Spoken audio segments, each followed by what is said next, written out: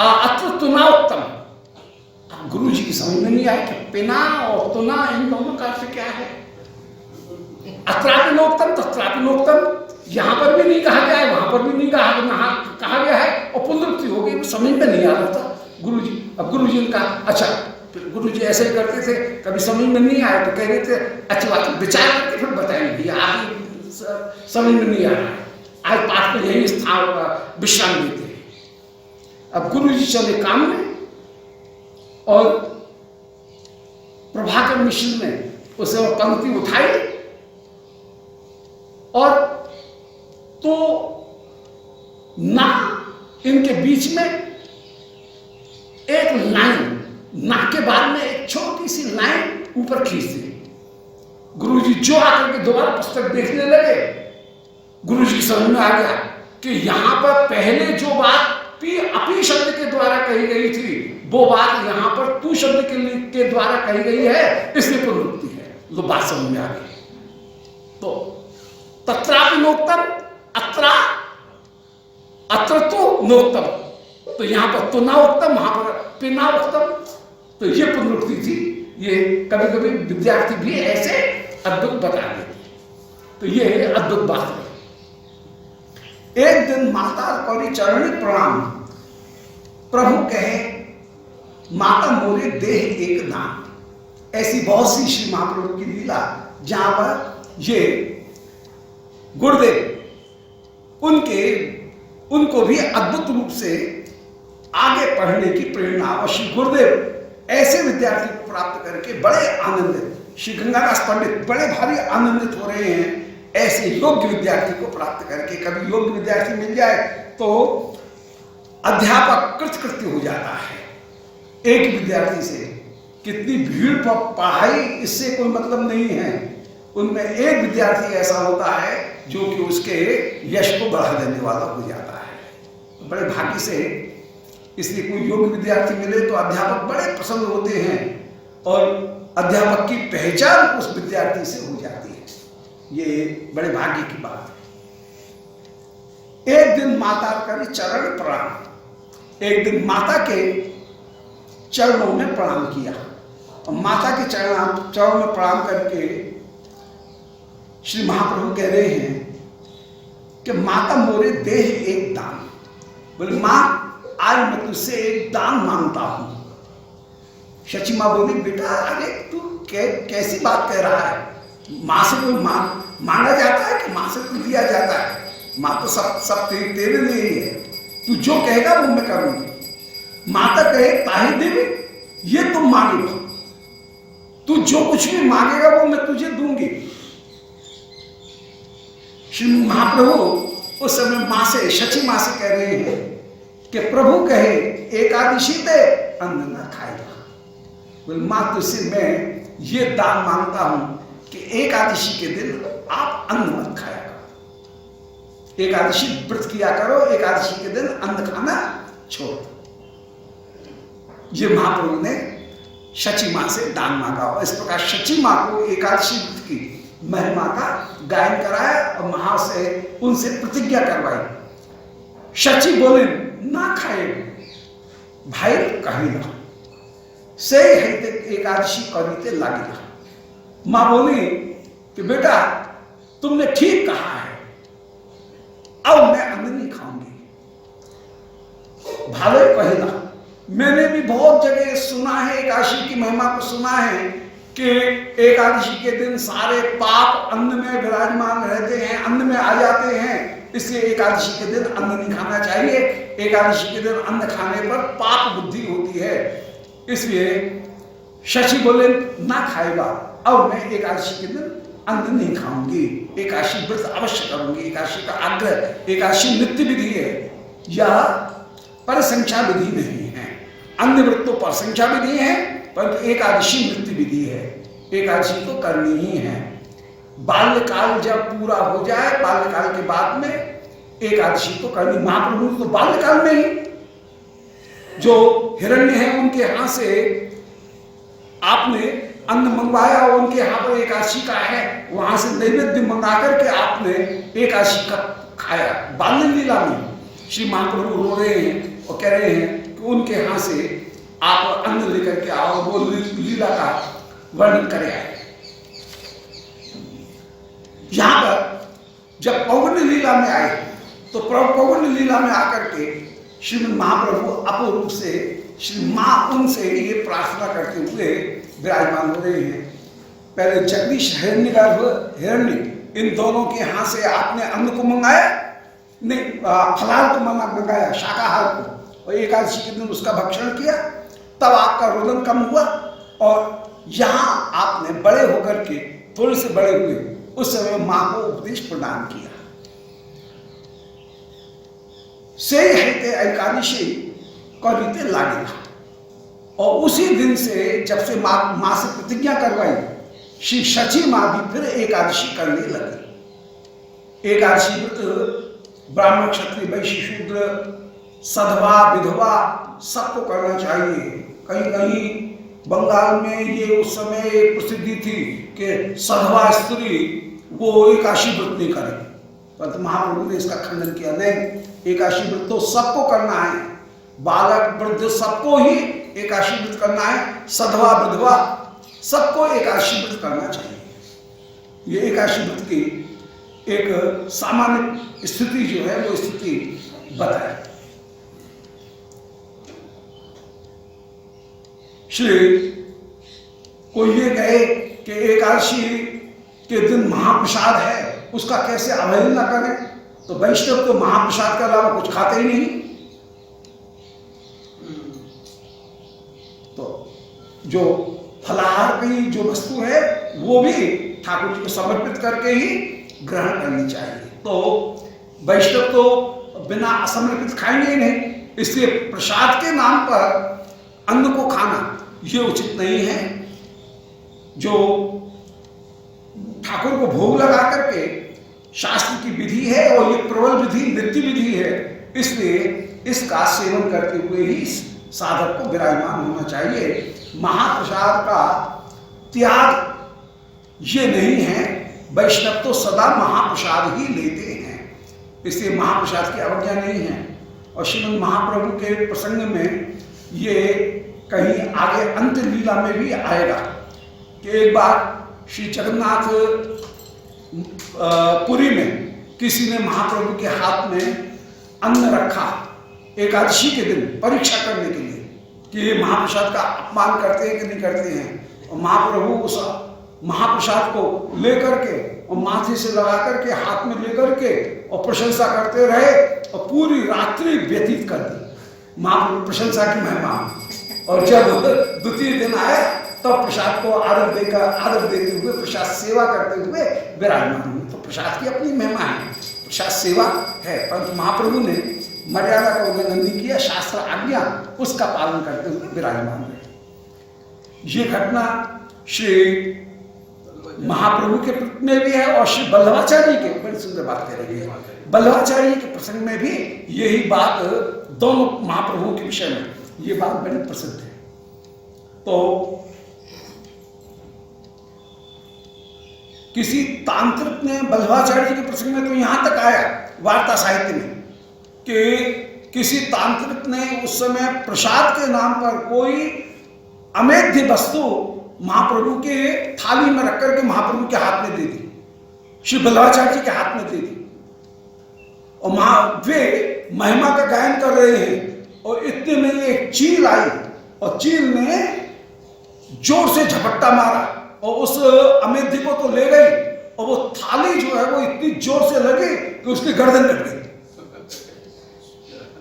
ये ऐसा चमत्कार कहीं पर घटा तो जो परीक्षा करने वाला था उसकी गर्दन ही कट गई उससे, और वो फिर चरणों में गिरा, उसके प्राण किस तरह से बचे होंगे, फिर चरणों में गिरा, उसने अपराध क्षमा कर रहा है। तो यहां पर एकादशी व्रत इसकी महिमा का ये निरूपण किया। इसलिए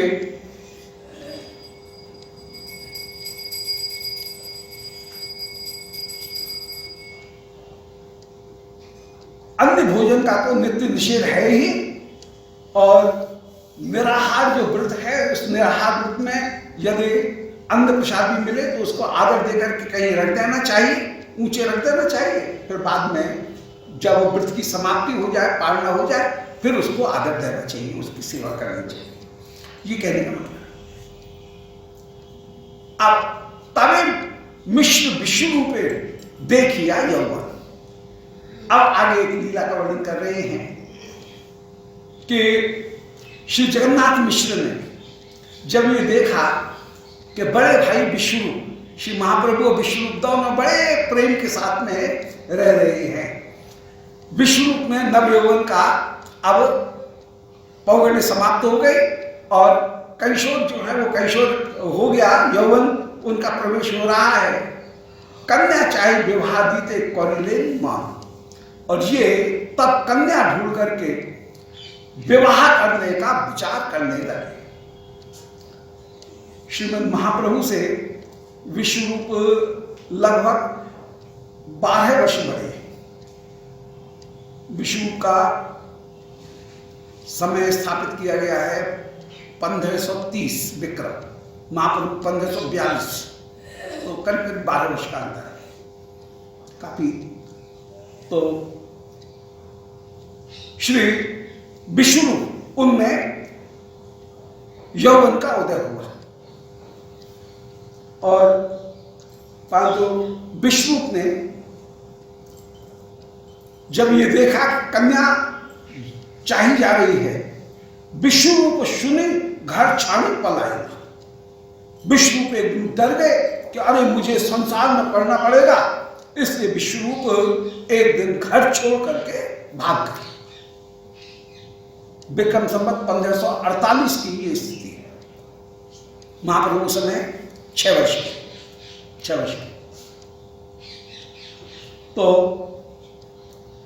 विष्णु घर छोड़ करके भाग गए। महाप्रभु के जन्म के 6 वर्ष बाद, 6ठे वर्ष, महाप्रभु 6ठे वर्ष में विराजमान है, उस समय ये विष्णु घर छोड़ करके भाग गए। तो विष्णु चुनी घर छाने पलाएगा, संन्यास करिया तीर्थ करवारे गेला, और इन्होंने श्री कृष्ण के लिए सम्यक न्यास करके, माने सभी वस्तुओं को कृष्ण के लिए समर्पित करके इन्होंने तीर्थ ग्रहण किया। और तीर्थ जो है उन तीर्थों में विचरण कर रहे हैं। श्री विष्णु संन्यास ग्रहण कर लिया। सुनि मिश्र पुरंदर दुखी हरि मान। अब बिल्कुल युवक बालक घर छोड़ करके चला गया। ये बात सुन करके 18 वर्ष का बालक और वो घर छोड़ करके चला गया।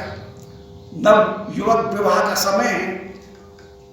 सुन करके बड़े भारी दुखी हो गए। ये देख करके बड़ा दुखी हुए, बहुत रोकने का प्रयत्न भी किया, परंतु संन्यास करिया तीर्थ करवारे गेला, संन्यास ग्रहण कर लिया और श्री विष्णु को फिर तीर्थ यात्रा करने के लिए चले गए। सुनि मिश्र पुरंदर दुखी हरि मने मन, तबे प्रभु पिता माता कई आश्वासन। उस समय श्री महाप्रभु ने पिता माता इन दोनों का आश्वासन किया और इनको आश्वासन देते हुए कह रहे हैं कि पिताजी दुख मत मानिए, भाल होई विष्णु संन्यास करे। बड़ा अच्छा हुआ विष्णु ने संन्यास कर लिया। महाप्रभु की तो लीला पूरी दुख में ही है। व्यावहारिक दृष्टि से देखा जाए तो हर जगह माने परम करुणा विराजमान है, हर जगह करुणा। तो श्री विष्णु उनने संन्यास किया, ये अच्छा ही हुआ। पिताजी पितृकुल मातृकुल दुहि उद्धारित। कोई ऐसा भाग्यशाली होता है जिसके हृदय में भगवत भजन करने की इच्छा उत्पन्न होती है। ये माया इतनी बलवान है कि ये सबको बांधे हुए है। विवेकी होने पर भी, शास्त्र पढ़े हुए होने पर भी आसक्ति का त्याग व्यक्ति नहीं कर पाते हैं। बड़ी बड़ी बात तो बड़ी करेंगे, मुंह बोली बातें तो, परंतु मुंह से बड़े विज्ञान की और ज्ञान की बात करेंगे, परंतु हृदय में वैराग्य धारण करना बड़ा कठिन। किसी के हृदय में ये विचार उत्पन्न होता है कि मैं अपने जीवन का कल्याण करूं, और यदि कोई ऐसा कर रहा है तो सबका ये कर्तव्य होता है, परिवार वालों का भी ये कर्तव्य होता है कि कि वह उसके भजन में अनुकूलता प्रदान करे, बाधा नहीं डाले। परंतु ऐसा करना बड़ा कठिन, माया का बंधन इतना भारी कि सब दुखी होते हैं। हमारे एक परिचित थे, टोपी कुंज के में आकर के फिर बहुत दिन विरक्त हो गए। फिर यहाँ पर वृंदावन में खूब बास किया, अच्छा भजन किया।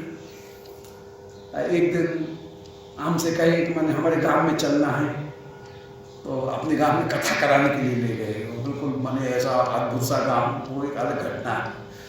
तो वहाँ पर भागवत जी सप्ताह करने के लिए गए। विरक्त होने के करीब करीब 15-20 वर्ष बाद भी कहीं गए अपने गांव में। तो उनके बूढ़े पिता, वो घटना अभी भी स्मरण होती है, युग त्यों बूढ़े पिता पहचान गए हैं। सबने किसी ने कह दिया कि मैंने वो लाला आ रहा है यहाँ पर कथा के प्रसंग में, वो यहाँ पर इस प्रसंग में आए। तो बड़े दुखी हो रहे थे। और बूढ़े पिता बैठो, वो नहीं, हम नहीं जाने, इसे नहीं जानते हैं, नहीं जानते हैं।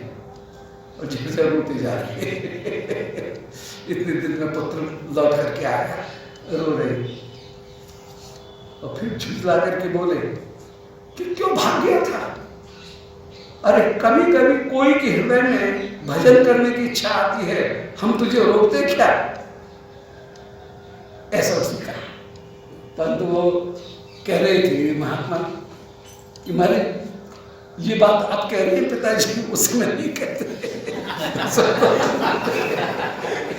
इसलिए घर छोड़ करके भागे थे। उस समय नहीं कहते, अब तो कह रहे हैं। ठीक है, पर बात तो सबसे तो बात यही है कि कोई कोई घर में इतने परिवारी जन हैं, उनमें कोई कोई भजन करने की प्रवृत्ति रखता है। और यदि कोई भजन करने की प्रवृत्ति रखता है तो सबका ये कर्तव्य है कि उसके भजन को थोड़ा सा प्रोत्साहन प्रदान करें, उसमें बाधक नहीं पड़े। परंतु श्री एकादश स्कंद में कृष्णचंद्र भगवान कह रहे हैं कि देवतागण बीच में संबंधी बन करके, बूढ़े माता पिता बन करके, दुग्धमुख बालक बन करके, नव विवाहिता पत्नी बन करके बाधा डालने के लिए देवता उपस्थित होते हैं। और संन्यास्य ही विप्रस्य, संन्यास करने वाला जो विप्र है, उस विप्र के बाधा, संन्यास में बाधा डालने के लिए देवतागण आकर के बार बार बाधा डालते हैं, रोकते हैं कि कहीं ये भजन में लग गया तो फिर हमको नहीं पूजेगा, हमको फिर ये नहीं मानेगा, फिर हमको हमारा भजन काय को करेगा। इसलिए देवता लोग बाधा डालते हैं संन्यास करने वाले व्यक्ति की। परंतु श्री महाप्रभु ने इस समय अपने माता पिता को बहुत अच्छी तरह से समझाया। और महाप्रभु जो चंचलता थी, वो चंचलता भी महाप्रभु ने त्याग कर दी और अब बिल्कुल आज्ञाकारी शिष्य होकर के, परम सरल बन करके माता पिता के पास में विराजमान। श्री महाप्रभु शिक्षा देते हुए कह रहे हैं, भाव हरि विश्वरूप संन्यास करे, पितृकुल मातृकुल दुई उद्धारे। बड़ा अच्छा हुआ कि विश्वरूप ने संन्यास कर लिया, उसने पिता के कुल का भी और माता के कुल का भी, दोनों कुलों का उद्धार किया है। आमित कर तुम दोहा सेवन, पिताजी क्यों घबराते हो? मैं हूं ना अभी आपका पुत्र, मैं आप दोनों की सेवा करूंगा। शून्य संतुष्ट है पिता माता मन। श्री निमाई के वचनों को सुनकर के माता पिता इन दोनों का मन अत्यंत अत्यंत संतुष्ट होकर के विराजमान हुआ है, परम संतुष्ट होकर के विराजमान। एक दिन नैवेद्य तांबूल खाइया, भूमि ते पड़ेला प्रभु अचेतन भैया। अब एक दिन की बात है कि महाप्रभु ने प्रसादी ठाकुर जी का पान खाया और पान खा करके वे बेशुद्ध होकर के पृथ्वी के ऊपर गिर पड़े। उस समय सब हुआ, क्या हुआ क्या हुआ? आस्ते व्यस्ते पिता माता मुखे दिला पानी। माता पिता सब दौड़े, बालक को पानी पिला रहे हैं, छींटा दे रहे हैं। स्वस्थ हैया कहे प्रभु अपूर्व कहानी। जिस समय महाप्रभु की मूर्छा दूर हुई, महाप्रभु स्वस्थ होकर के, ऐसी कहानी जब कभी नहीं कही अर्ध निद्रा की अवस्था में, उस समय महाप्रभु कह रहे हैं कि एथा हरिथे विश्वरूप मोरे लया गेला, संन्यास करह तुम हमारे कहना। बोले पिताजी, अरे साहब बहाना है महाशय जी का, महाप्रभु की लीला है। पहले से वातावरण बना के रखना है, नहीं तो एक किसी का दिल टूट नहीं जाए, इसके लिए धैर्य प्रदान करने के लिए कहते हैं। सब पूछ रहे हैं कि नमाई कैसे हो, कहां चले गए, क्या हुआ। महाप्रभु कह रहे हैं उस समय कि एता हरि थे विष्णु मोरे लया गिरा। यहां से विष्णु मेरा हाथ पकड़ करके ले गए थे। बताओ मैं कहां गया? विष्णु मेरा हाथ पकड़ करके यहां से ले गए और एकांत में ले जाकर के मुझसे कहा कि संन्यास करो तुम हमारे कहना। मैं तुमसे कह रहा हूं, मेरे कहने से तुम भी संन्यास करो। इस संसार में क्यों जन्म मृत्यु के चक्कर में जीव भटक रहा है? इस चक्कर में मत पड़ो, संन्यास ग्रहण करो और संन्यास ग्रहण करके जो जहां के तुम अंश हो उस अंशी की सेवा करते हुए, जिसके तुम शेष हो उस शेषी की सेवा करते हुए, जिसके तुम दास हो उस स्वामी की सेवा करते हुए, नित्य स्वामी सेवक भाव, नित्य अंशी भाव, नित्य प्रति शेषी भाव, इसको धारण करके, शेषी का तात्पर्य है कि तुम उनकी शक्ति हो, अंशी का भाव है कि तुम में सच्चित आनंद अणु होकर के विराजमान है, यह अंशी का भाव है। और दास भाव का भाव है कि जीव नित्य भगवान का दास है, भगवान नित्य स्वामी, ईश्वर स्वामी है। वे गुणों में समुद्र के समान है, तुम अंश के समान हो। ईश्वर शेषी हैं, अर्थात तुम उनकी शक्ति हो, वे शक्तिमान है। तो शेषी, अंशी और दास से, स्वामी से, इन तीन भावों को धारण करके इस तीनों भावों की सिद्धि प्राप्त करने के लिए संन्यास ग्रहण करो। तो इहाते हलते विष्णु मोरे ले गिला, यहां से हाथ पकड़ के विष्णु मुझे दूर ले गए, दादा मुझे दूर ले गए और मुझसे कहा संन्यास करो तुम हमारे पहिला। मेरे कहने से तुम भी भैया संन्यास ग्रहण कर लेना। मनुष्य जीवन जो मिला है, इस मनुष्य जीवन का लक्ष्य प्राप्त करना, और मनुष्य जीवन का लक्ष्य प्राप्त करने के लिए संन्यास ग्रहण करके निर्विघ्न भजन करने के लिए संन्यास ग्रहण तुम कर लेना। कृष्णार्थे भोग त्याग की का आचरण करना। संन्यास ग्रहण किया जाता है दो वस्तुओं से। पहली वस्तु है श्री कृष्ण के लिए भोग त्याग, संन्यास का पहला उद्देश्य कि कृष्ण के लिए भोग का त्याग कैसे किया जाए, कृष्णार्थे भोग त्याग की शिक्षा। और संन्यास ग्रहण करने का दूसरा उपाय है, दूसरा है कि निर्विघ्न भजन की प्राप्ति हो। घर में रहेंगे तो कहीं ना कहीं विघ्न रहेगा, इसलिए कम से कम विघ्न रहे, इसके लिए निर्विघ्न भजन के लिए संन्यास ग्रहण करो।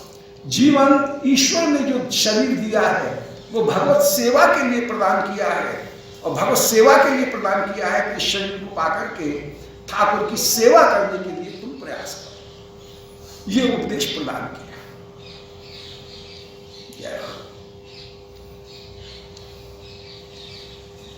मैंने उनसे कहा पिताजी आमी कहे अमार अनाथ पिता माता अमी बालक संन्यासे कीवा जानी को था।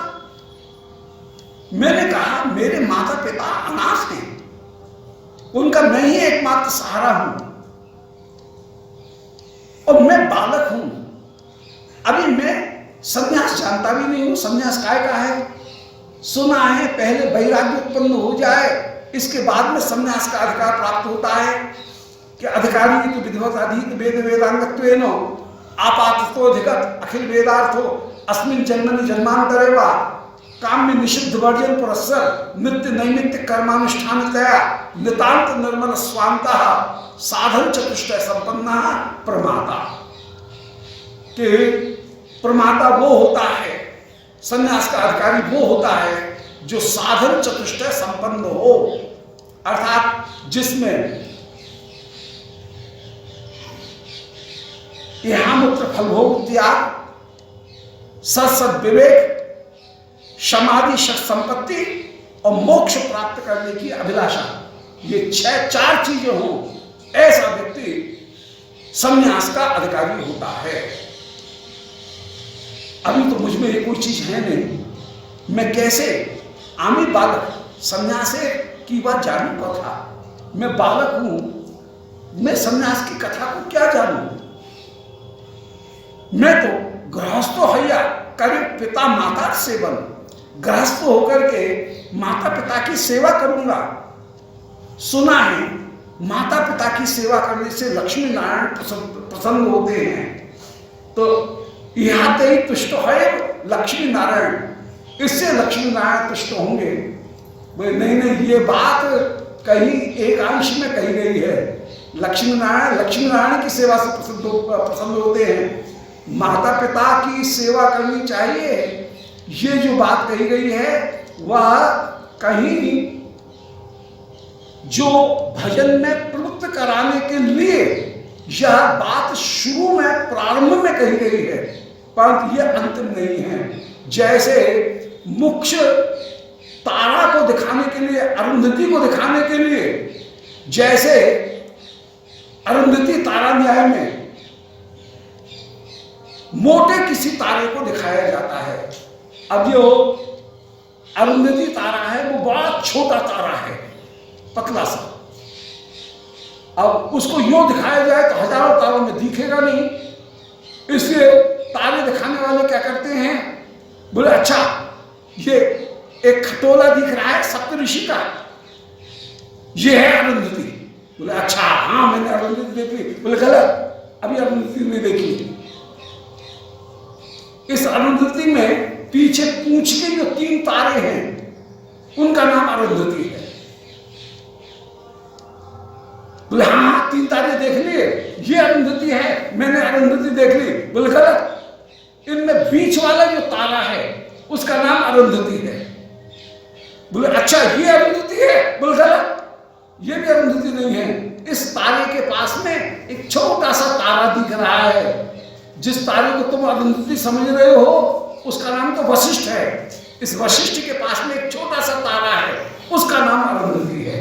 तो जैसे स्थूल से सूक्ष्म की ओर ले जाते हैं, इसी प्रकार शास्त्र शुरू में कह रहे हैं कि माता पिता की सेवा करो, माता पिता ही ईश्वर है,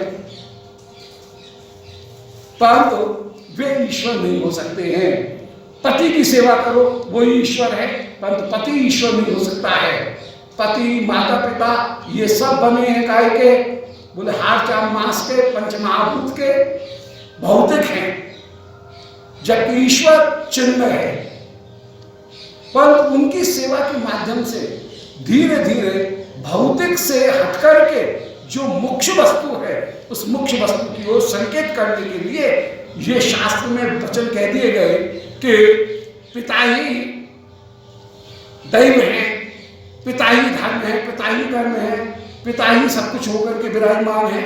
ऐसे जो वचन कहे गए, माता पिता की भक्ति की जो बात कही गई, परंतु इसके द्वारा अधिक से अधिक प्राप्त होगा क्या, स्वर्ग की, ब्रह्म साहित्य की या कृष्ण सेवा की प्राप्ति माता पिता की सेवा के द्वारा नहीं मिल सकती है।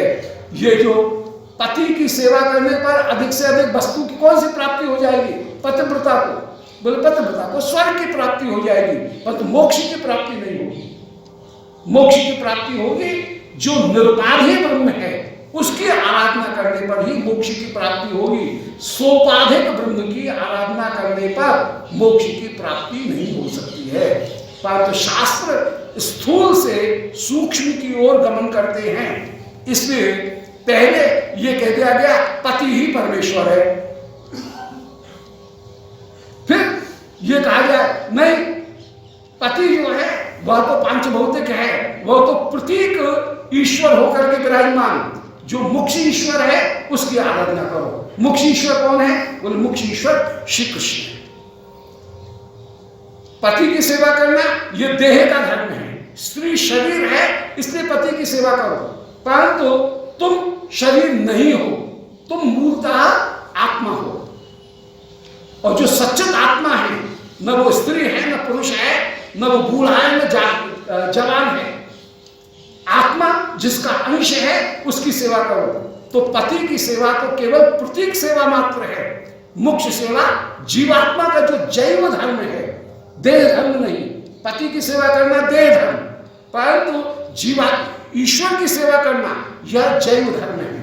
इसलिए जैव धर्म का ही पालन करना चाहिए। माता पिता की सेवा करना पुत्र का देह धर्म हुआ। हमारे देह के में माता पिता हैं, इसलिए उनकी सेवा कर रहे हैं, ये देह का धर्म हुआ। परंतु देह धर्म से भी बढ़कर के जैव धर्म है, आत्म धर्म है। इसलिए आत्म धर्म की सेवा करना ही मुख्य धर्म होकर के विराजमान है। इसलिए श्री विष्णु ने मेरी बात का खंडन किया। मैंने उनसे कहा कि गृहस्थ हैया करें माता पिता सेवन, मैं गृहस्थ बन करके माता पिता की सेवा करूंगा। यह तेरी तुष्टि होवे लक्ष्मी नारायण, माता पिता की सेवा करने से लक्ष्मी नारायण मेरे ऊपर प्रसन्न होंगे। तब विष्णु यह पठाए मोरे। तब विष्णु ने कहा नहीं नहीं, मेरी बात को तुम मानना और जैव धर्म को अपनाना। परंतु ये बात कही नहीं महाप्रभु ने। जब मैंने मना कर दिया है, माता पिता को बुरा लगता, यदि इसलिए उनको समझाने के लिए महाप्रभु ने बात कही नहीं। बोले तब विष्णु यहां पठाए मोरे, विष्णु ने मुझे यहां भेजा और कहा माता के कहियो कोटि कोटि नमस्कार, कि माता को मेरे कोटि कोटि नमस्कार कहना और माता को मेरा प्रणाम कहना। यहां पर एक सिद्धांत दिखाया है कि सन्यासी के लिए भी माता कितनी बड़ी वस्तु है। सन्यासी पिता को प्रणाम नहीं करता है, पर मां को प्रणाम करे। कि मां की महिमा पिता से भी ज्यादा है। सन्यासी या तो किसी देव विग्रह को प्रणाम करेंगे, उनके सामने हाथ जोड़ेंगे, नहीं तो अन्य जितने भी हैं उन सबों को नमो नारायण